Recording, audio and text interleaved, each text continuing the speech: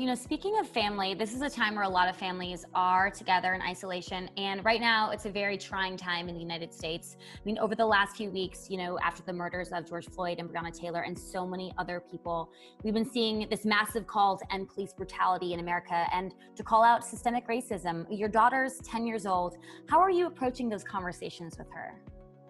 You know, Krishna has accompanied me to a lot of ACLU rallies.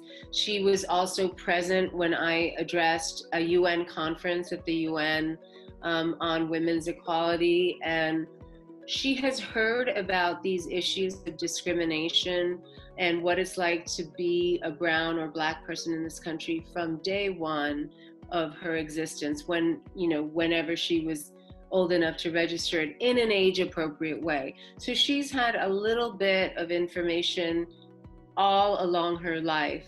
And, it has been challenging, but this is not the first time she's heard about Black Lives Matter.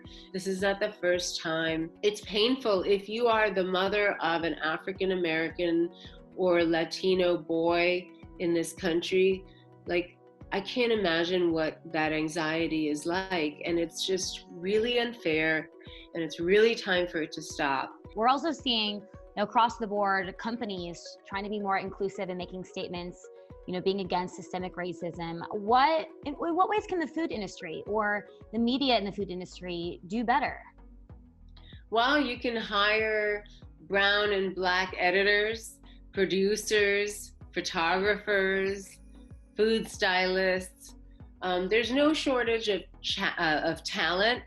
There's a shortage of deep thinking on the subject. And I don't mean just hiring staff or crew that's brown and black, although that is necessary because they also bring their point of view. So you have a richness of opinions, which will make your show or magazine or film or whatever better, okay? But it's also about highlighting those stories. So, I was on this panel at a network inclusion thing about allyship recently, and they were like, what can we do? And I was like, greenlight these stories, and it doesn't have to be that brown person or black person is representative of all the civil rights issues that community has gone through. No, they just have to go about their lives. And like, you want to have a Sex in the City? Have a Sex in the City with people with what New York actually looks like, with brown women and black women and Asian women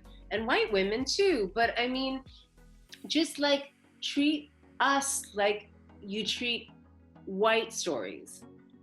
And that would go a long way in fashion, in film, in TV, in magazine publishing.